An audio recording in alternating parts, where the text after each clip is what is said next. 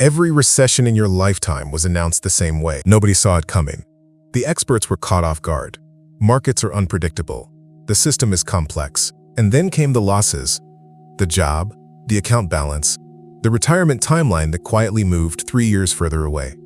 And the feeling underneath all of it that something had been done to you that you couldn't quite name or prove. Here's what they didn't tell you. A man named Ludwig von Mises wrote down exactly how this works in 1912, before the Federal Reserve had completed a single year of operation. He described the mechanism, he named the cause. He explained, in precise economic terms, why artificial booms must always end in busts, why the bust cannot be prevented once the boom has been manufactured, and why the cures governments apply almost always guarantee the next cycle will be larger. Every recession since has followed the script he laid out. The question isn't whether he was right. The question is why you've never been told. By the end of this video, you will be able to explain, in plain language, to anyone at your dinner table, exactly why recessions happen, why they are not accidents, and why fighting the correction almost always makes the next one worse. You're going to stop fearing the cycle. You're going to start reading it. But first, I need to give the standard explanation its best possible case. Because it's not stupid, it's just incomplete in a way that costs you. The story you've been told about recessions goes something like this. Markets are powerful, but they're also prone to excess. When investors get greedy, when banks get reckless, when speculation runs ahead of reality, the system overcorrects. Prices collapse. Credit freezes. People lose jobs. The economy contracts. It's painful, but it's part of the cycle. Nobody really causes it, nobody planned it. It's what happens when human beings, acting in their own self-interest, collectively overshoot. And the implication of that story, the policy conclusion it leads to, is that the job of government is to smooth the cycle, lower interest rates when things slow down, inject stimulus when things contract, regulate the excesses that cause the trouble, manage the system more carefully next time. That story has been told by presidents of both parties. It's been told by Fed chairmen, Treasury secretaries, and Nobel laureates. It's been taught in every introductory economics course for the better part of a century. And it has the considerable advantage of being partially true. People do get greedy. Banks do get reckless. Speculation does run ahead of reality. The question Mises asked, the question nobody in the standard account bothers to ask, is why? Why does it happen again and again? Why does the same pattern, boom, euphoria, collapse, repeat with such regularity? If it were just human nature, you'd expect the timing to be random. You'd expect it to look different each time. You wouldn't expect it to follow a predictable arc, with the same internal structure, decade after decade. Unless something is producing it, here's the mechanism. And I want you to follow this carefully, because once you see it, you can't unsee it. Interest rates are a price. Like any other price, they communicate information. Specifically, they communicate the relationship between what people are saving today and what entrepreneurs want to borrow today. When people are saving a lot, when there's genuine capital available in the economy, interest rates tend to fall. The signal says, resources are available, expand your plans, borrow and build. When people are spending rather than saving, when real capital is scarce, interest rates tend to rise. The signal says, slow down. The resources aren't there yet. This is not economics jargon. This is the price system doing exactly what prices do, coordinating the decisions of millions of people who will never meet each other. Mises laid this out in The Theory of Money and Credit, published in 1912. And he asked, what happens when a central bank, or a banking system, holds interest rates below where the market would naturally set them? What happens when it injects credit into the economy that isn't backed by real savings? The answer is both simple and devastating. Entrepreneurs receive a false signal. The price of borrowing says, savings are abundant, the resources are here, expand. But the savings aren't actually there. The entrepreneurs aren't being irrational. They're responding exactly as you'd expect rational people to respond to the price in front of them. They borrow, they build, they hire, they expand. The boom begins. Mises compared it to a building contractor who is told he has enough bricks to complete a mansion. He doesn't count the bricks himself. Why would he? The supplier told him. So he designs the mansion, breaks ground, lays the foundation, and gets halfway through the walls before he discovers the truth. The bricks run out. The mansion can't be finished. Everything built on the false count has to be torn down or left incomplete. The boom feels real because the spending is real. The jobs are real. The construction is real. The rising asset prices are real. What isn't real is the foundation underneath all of it. The savings that were supposed to justify the expansion don't exist. They were manufactured by monetary policy. And when the contradiction can no longer be sustained, when the interest rates inevitably rise back toward where the market would have set them, or when the malinvestment simply becomes too large to ignore, the correction begins. That correction is the recession. Now stop and sit with that for a moment, because it inverts almost everything you've been taught about what a recession is. In the standard account, the recession is the crisis. It's the failure. It's the thing that must be fought, suppressed, and ended as quickly as possible. The boom is normal. The bust is the aberration. Mises says the opposite is true. The boom, the artificial boom, the one built on false credit signals, is the aberration. It's the disease. The recession is the economy's immune system activating. It is the painful but necessary process by which the malinvestments get liquidated, the distortions get unwound, and the economy returns to something that reflects what people actually want and what resources actually exist. In Human Action, published in 1949, Mises wrote that the depression is the process of readjustment, not the disaster, the readjustment. The word matters, which means that every policy designed to prevent or shorten the recession, the rate cuts, the stimulus packages, the bailouts, is fighting the cure. It is the equivalent of giving a patient more of the substance that made them sick in order to stop the symptoms of detoxification. It works in the short run. The symptoms recede. The patient feels better, and then the underlying condition gets worse. And the next cycle arrives larger than the last. I want to show you that this isn't a theory. I want to show you the mechanism running in documented history 3 times in your lifetime or close enough to it. The first time starts in 1927. Benjamin Strong was the president of the Federal Reserve Bank of New York. And in 1927, he made a decision that economists have been arguing about ever since. Britain was struggling to maintain the gold standard. The pound was under pressure. Strong, in coordination with European central banks, engineered a significant loosening of American credit, holding rates low and expanding the money supply, partly to help Britain by making the dollar less attractive relative to the pound. It worked, in the narrow sense. Britain got some relief. What it also did was pour fuel on an American economy that was already running hot. The late 1920s boom, the stock speculation, the real estate expansion, the sense of permanent prosperity was amplified by artificially cheap credit. The signal said, borrow, expand, build, speculate. Entrepreneurs and investors responded rationally to the signal they were given. Mises's framework had already described exactly what would happen next. By 1928, he had turned down a senior position at a major Viennese bank, reportedly telling a colleague that a great crash was coming and he didn't want his name attached to it. The logic was the mechanism, applied to the conditions he could see. In October of 1929, the correction arrived. The Great Depression followed, not as a separate event, but as the extended liquidation of a decade of credit-fueled malinvestment, compounded by subsequent policy errors that Mises also predicted. The bricks ran out. The second time starts in 2001. After the dot-com bust and then September 11th, the Federal Reserve, led by Alan Greenspan, cut the federal funds rate aggressively, eventually holding it at 1% by 2003. 1%.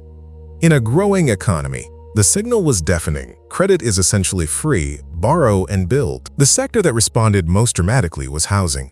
Between 2000 and 2006, American housing starts hit levels not seen since the 1970s. Mortgage lending expanded to borrowers who, under normal interest rate conditions, would never have qualified. Subprime products proliferated. The logic was the same as the contractor counting bricks he doesn't have.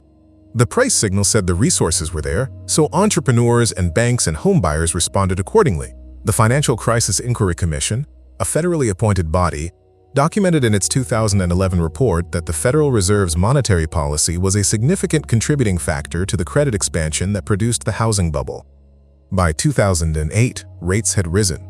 The adjustment had begun. The bubble had run into the limit of what the underlying savings could actually support. The correction was violent. Because the malinvestment had been enormous and had run for years, The BRICS ran out again. The third time is so recent that some of you are still living through its consequences. In 2020, in response to the pandemic shutdown, the Federal Reserve expanded its balance sheet from roughly $4 trillion to roughly $9 trillion. Interest rates were held near zero. Trillions of dollars in new credit entered the economy, signaling abundance that didn't reflect actual productive capacity. The boom that followed was real in the ways that matter. Rising asset prices, labor shortages, supply chain strain, and an explosion of speculative investment in assets ranging from real estate to cryptocurrency to companies that had no earnings and no clear path to profitability. The signal said the BRICS were there. By June of 2022, the Consumer Price Index was running at 9.1%, the highest in 40 years. The Fed began raising rates. The correction phase began. Asset prices fell. Speculative investments collapsed. The adjustment that had been deferred by the years of near-zero rates started arriving. Mises's framework doesn't tell us exactly when the correction will complete or exactly how deep it will go. What it tells us is the sequence: false signal, real expansion, inevitable correction. And what it tells us with equal clarity is what policy response makes it worse. Same mechanism, 3 cycles, same script. Before I continue, if you've been following this and you want the full picture, I want to point you towards something I put together called Inflation, the Field Guide. It's a 30-page plain English guide that explains exactly what inflation is, how it's created, who benefits from it, and why it keeps happening even when everyone in Washington says they want it to stop. It's the vocabulary that makes this mechanism make complete sense. The link is in the description. Now here's the piece that most people, even people who have heard of the Austrian Business Cycle Theory, don't fully absorb. The recession isn't just the natural consequence of the boom. It is the correction of the boom. And the extent to which the recession is fought, suppressed, or short-circuited by new rounds of stimulus and rate cuts is the extent to which the next boom is built on an even more distorted foundation. Think about what that means in practice. The 1920s boom corrected in 1929. But many of the policy responses to that correction, the raising of tariffs, the wage controls, the reluctance to allow prices to fall to their market levels, extended the depression far beyond what the liquidation required. The correction that should have taken years took a decade and a half. The 2001 correction was cut short by the aggressive rate reductions that produced the 2008 crisis. The hangover was treated with more of what caused the headache. The 2008 correction was addressed with the largest expansion of the Fed's balance sheet in history, which produced the distortions of 2020 through 2023. Each cure pushed the reckoning further out and made it larger. Mises described this dynamic in Interventionism and Economic Analysis, which he wrote in 1940 but wasn't widely published in English until much later. Every intervention, he argued, creates a dislocation that appears to demand the next intervention. The ratchet only turns one way. And with each turn, the gap between the apparent economy and the real economy grows wider. What this means for you, practically, today is that the single most important thing to understand about a recession is what it is before you decide what to do about it. If it's a random weather event, you shelter in place and wait for it to pass. If it's a correction, a liquidation of false signals, then the strategy is entirely different. You're not waiting for the storm to end. You're waiting for the economy to find the floor that the false boom prevented it from finding. And that floor is where real value lives. I told you at the beginning that I'd tell you the one thing you should never do when the next recession hits. Here it is. Don't mistake the correction for the crisis. The crisis was the boom. The recession is the economy trying to heal. The people who lost everything in 2008 weren't destroyed by the recession. Most of them were destroyed by commitments they made during the boom, when the false signal was telling everyone that the BRICS were there. The people who came through it built their plans on something real. Now I want to bring you back to 1912. Ludwig von Mises was 31 years old when the Theory of Money and Credit was published. He was an economist working in Vienna in an intellectual tradition that had been building for decades. The Austrian school, founded by Karl Menger, developed by Eugen von Bohm-Bawerk, and now being carried forward by Mises himself. He was not writing polemics. He was doing what economists are supposed to do, tracing cause and effect through the logic of human action. He wasn't predicting a specific crash. He was describing a law, the same law that governs what happens when any price is artificially distorted, when the signal is disconnected from the underlying reality it's supposed to reflect. Apply it to interest rates. And the boom-bust cycle is not a historical accident. It is the mathematical consequence. The Federal Reserve was created in 1913, 1 year after Mises published the framework that predicted exactly what a central bank holding rates below market levels would produce. The Great Depression arrived in 1929, not as a refutation of Mises's framework, as a confirmation of it. In 1949, after surviving the Second World War, after watching the Nazis seize his country, after rebuilding his intellectual career in exile in the United States, Mises published Human Action. It is one of the most comprehensive treatises on economics ever written. And in it, the same mechanism he had described in 1912 appears again, refined, extended, and confirmed by 37 years of economic history that had done nothing but prove him right. He was right, not right in the way that makes you feel powerful, right in the way that makes you feel the weight of what was ignored. A framework existed, a warning existed.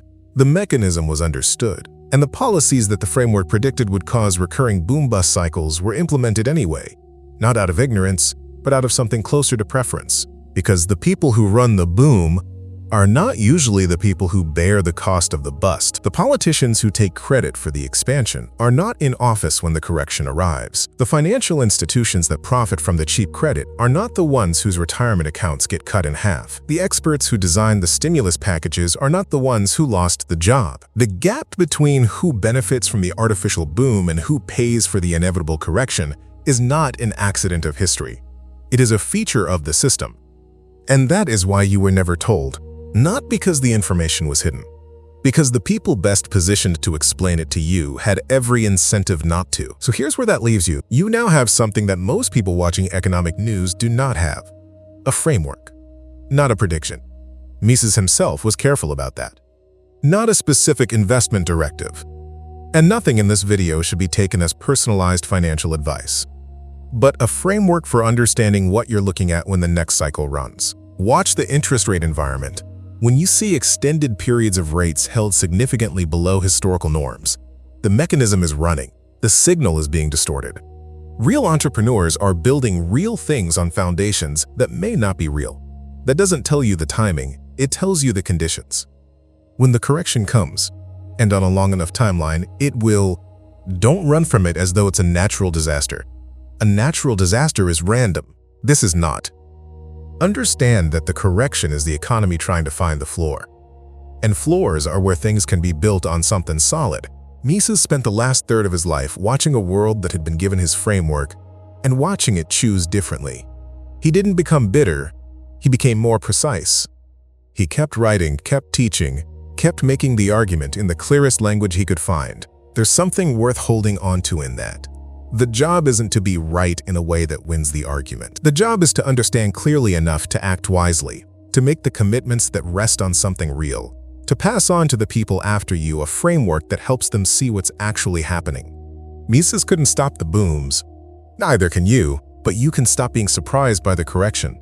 And that changes a great deal. Tell me the year you first felt that something about the boom didn't quite feel real, and what you were building toward when it ended. I read every one.